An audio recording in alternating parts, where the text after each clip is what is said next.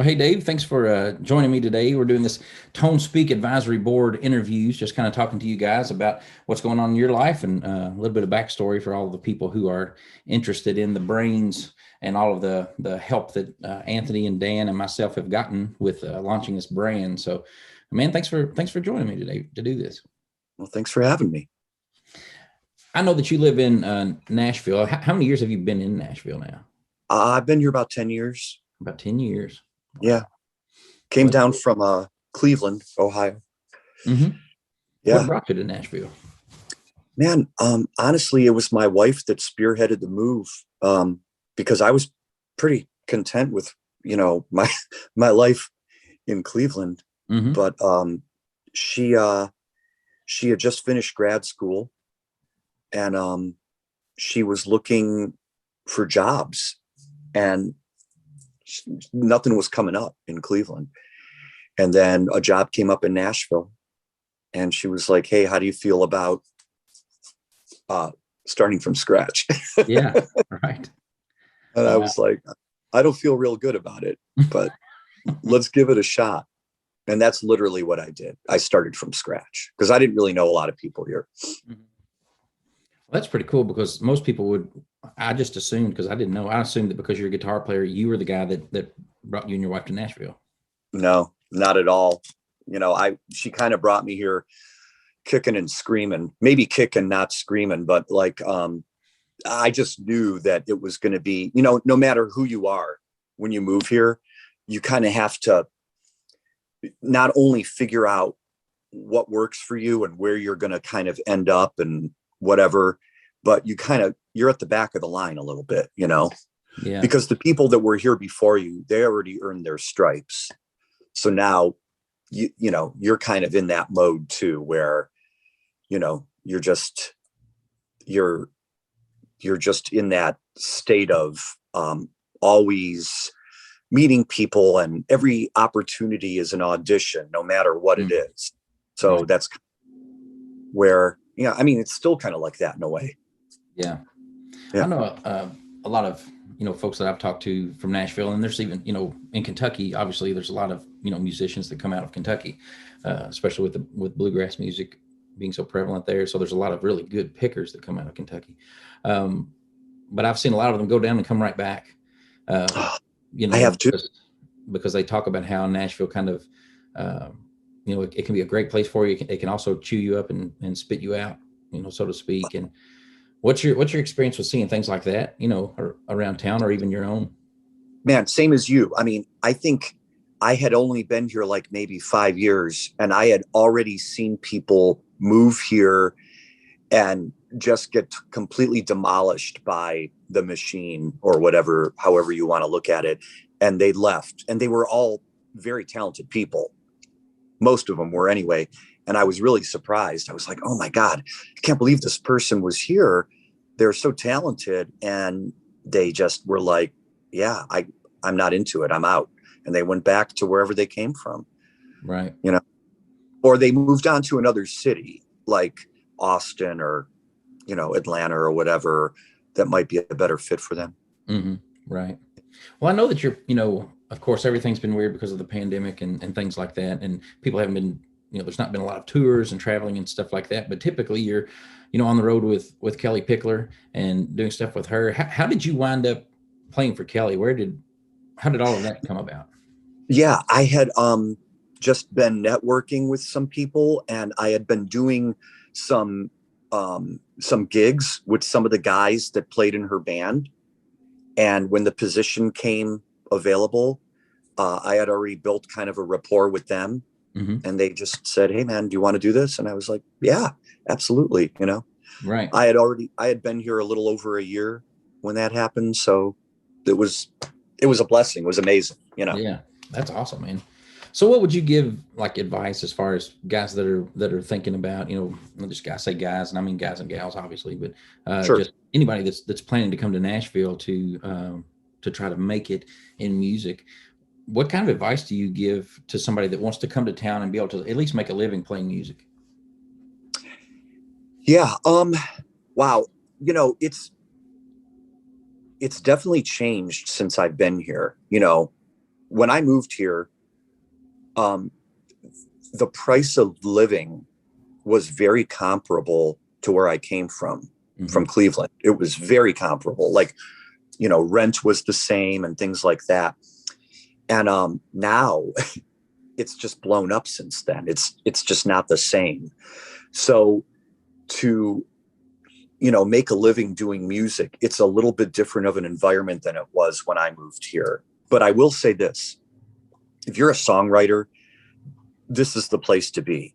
And there's really no expiration date on a songwriter. You can be 21 and you can be 51. And if you're a good songwriter, man, you're going to be with some of the best songwriters here. Yeah. And it's definitely the place to be. And as far as like a picker and a player, it's a great place to be also, and that doesn't necessarily mean you have to be married to the thought of being on the road or anything like that. There's a lot of stuff you can do that's in town where you can make a decent living too. So, right. Yeah, I meet a lot of guys when I'm down there. The ones that seem to get a lot of work and things like that are genuinely just really nice people. Like I guess it's not what I expected when I first started dealing with people in Nashville years ago. I thought I was going to come down and there's all these great players and everybody's going to kind of be this dog eat dog world down there. And but I've just run into some of the nicest people on the planet in Nashville that are playing music. And it seems like those guys that do have that disposition about them seem to do pretty well. Man, I agree 100%. There's no doubt about it. Some of the most, successful people here are some of the nicest people to work with, some of the best people too.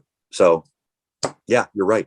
Well, that's cool. Well, what did music look like for you before you came to Nashville? When you were in Cleveland, what was Dave Baker's music prior to the Nashville move? So I was working at a couple different studios, but there wasn't a lot of like session work per se.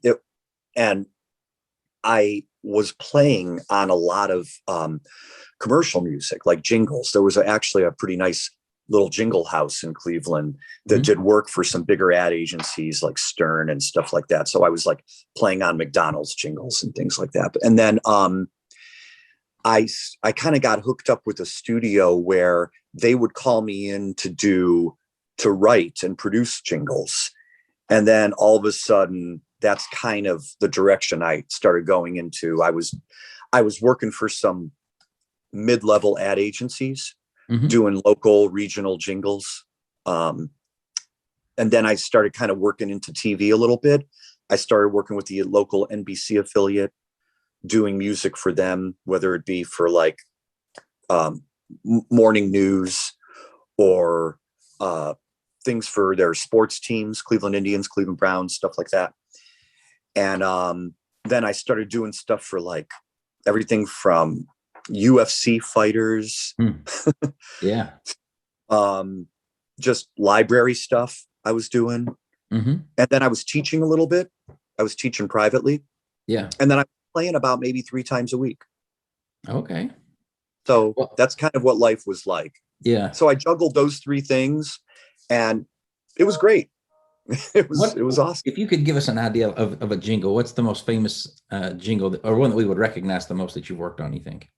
Farmers Only. That's it. You don't have to. You would say farmersonly.com. Yeah, that's cool, man. That is good. And it's funny because I have found that jingle writing business with everyone doing a podcast now. Like I've been contacted, myself, just the little stuff that I do, probably 4 times in the last 2 months about people wanting me to write a jingle for their podcast. That's great. It is an interesting thing. I never knew that world was as thick as it is until you do one, and then all of a sudden, oh, you do that stuff, kind of a thing. So that's pretty cool, Wayne. Yeah. That's awesome. Well, what as far as your gear and things like that, you'll be out on the road and then you gig, some around town and you do some studio work. Is all that gear that you use, it's probably not always the same stuff, but what do you use in different situations and scenarios for the gear that you use for all of the guys that are watching this for this information? Sure. Yeah, like my stuff on the road is a little bit different than the stuff that I use in town or in the studio. I work with Dr. Z amps a lot. I've been doing their product demos now for about, man, I don't know, 12 years, something like Mhm. that. And I really like their product. So around town, I might use they have a little like AC 15-ish amp. It was actually one of the first amps he designed called a Carmen Gia. Mhm. It's just a little two knob amp, EL84 based amp. And man, I just love that thing. And I have an old 65 deluxe reverb that I use. That seems to be my workhorse. And man, that probably accounts for 80% of the sessions I do too. Mhm. I just bring that thing in and it's awesome. It's great. Um, and then on the road, um, I use a Dr. Z-Rec on the Mhm. road. Yeah. It's a great And amp. then, yeah. So, I mean, I have a bunch of vintage gear and things like that. And, I have the Holy Grail matchless from mid 90s that I Mhm. use that a lot too for, sessions here and there. But yeah, that's basically it. Yeah. Well, that's cool, man. Yeah, those are good amps. All of those things. I know I've been to your house to shoot some video. I've seen your amp collection, and if you would turn your back a little longer, I'd probably wind up with one of those at my house. But you watch too closely. That's right.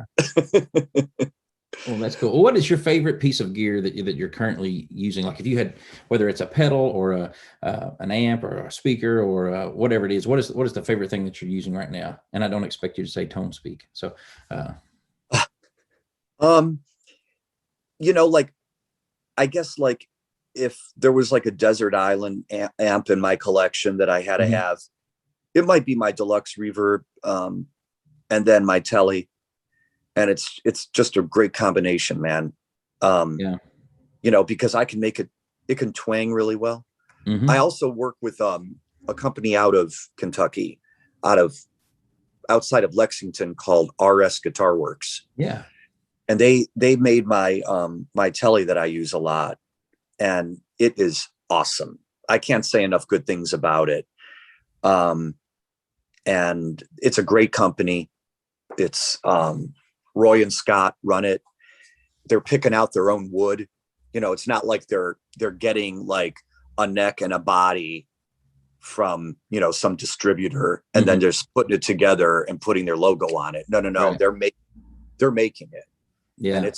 it's great. So yeah, I would have to say like that guitar can twang really well, but it can also do like Led Zeppelin 1. Hmm. So it can do all that. And Yeah. I really dig it. Well, cool. Yeah, that's good stuff. I've got a friend that's actually a big fan of yours that he bought an RS guitar based on Okay.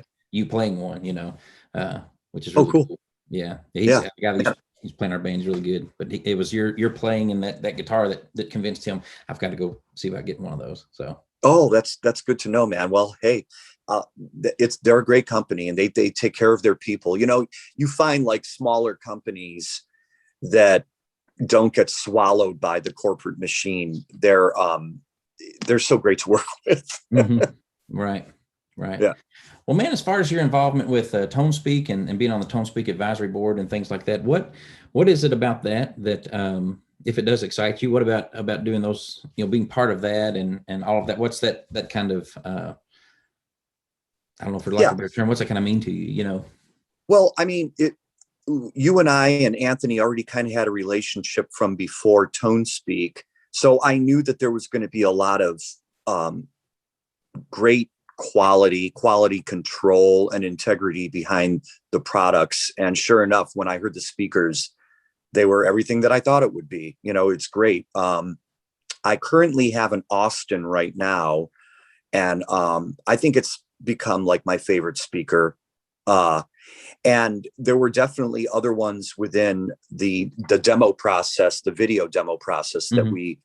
that we checked out that I liked a lot. The Austin to me kind of spoke the most Yeah.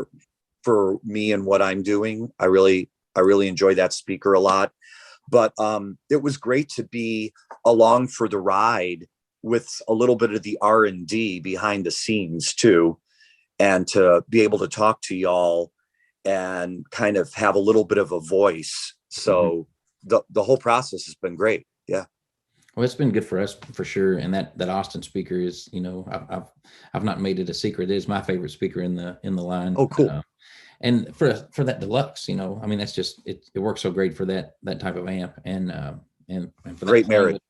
But it seems to be that it is that kind of, it can handle the chicken picking stuff really well, but the rock stuff too, I couldn't get over it. It really took, because I'm not a big heavy rocker. But when we sat down and did all those demos and we heard, several guys who did play, some of that style, it's like, man, I didn't realize this speaker would sound that good. Agreed. Yeah. It kind of set me back a little bit. I thought, man, this really probably is the best speaker, that I knew it was the best one I'd ever heard, but I couldn't believe how well it was doing, all that stuff that you were playing and Chris and some of those other guys, just. Yeah, I agree. I kind of look for, especially based on the amplifier I'm using. Once again, I keep reverting back to the deluxe reverb. It was, I think Leo Fender's perfect amp, but I think that I kind of look for that sweet spot, like on my deluxe. It's between like maybe where the volume's on between 5 and 6, depending on the guitar I'm using and the output of the pickup, where it's breaking up. Yeah. It's got that good dirty clean where I can control my volume a little bit. And then, if I dig in, it's going to break up more. And the Austin was perfect for that. That's kind of what my ear looks for, is how well can it do a dirty clean? That's kind of my benchmark for everything. Yeah. How well can this amp do the dirty clean thing? Yeah. Yeah. That's kind of what I look for. Awesome. Well, man, I appreciate you doing this. I'm going to give you the fast 5 questions here. And this is totally, you have no idea what I'm about to ask you. So you just say whatever comes to your mind first and we're going to fire them off. Are you ready? Yeah. Okay, here we go. Brisket or pork? Brisket now that I'm in Nashville. Yeah. All right. I don't even know if I had it before I lived here. I didn't even know what okra was until I moved here. Well, nobody really needs to know what okra is. Okay. But people from Carolina, they love it. And another thing was fried pickles. I never heard of it. Yeah. It's a thing here. Welcome but, to the South. Yeah, it's part of the health food group, I guess. Yeah. It's the only way you can eat vegetables and things is if you fry them. That's right. Yeah. Marvel or DC Comics? I'm not really familiar with either. Okay, then we're done. No. All right. Strat or Telly? Telly. All right. Mountains or ocean? Mountains. Yeah. Last one. Cleveland or Nashville? This is man. I love Nashville. Yeah. It's going to be Nashville, but I'm still nostalgic for Cleveland. It's like where I grew up, and whenever I go back there, I'm like, oh, I just love it. I love the weather there. It's the winters. People complain about it because we get so much lake effect snow. Man, I never complained about it. I loved the change of seasons there, and I don't know. I have a lot of fond memories of the place, but this is my home now. This is it. Right. Awesome, man. Yeah. Well, Dave, man, I do appreciate you so much, and just your friendship and everything that you're doing, with ToneSpeak and all of that, and taking the time out today, man. You are a jewel of a friend, and man, I'm glad that I can count you as a friend and all of that, and that you're a part of everything that we're doing. Oh man, thank you so much, man. Thanks for having me, and the feeling is mutual. Thanks, brother. Well, we'll talk to you soon. Okay, thanks.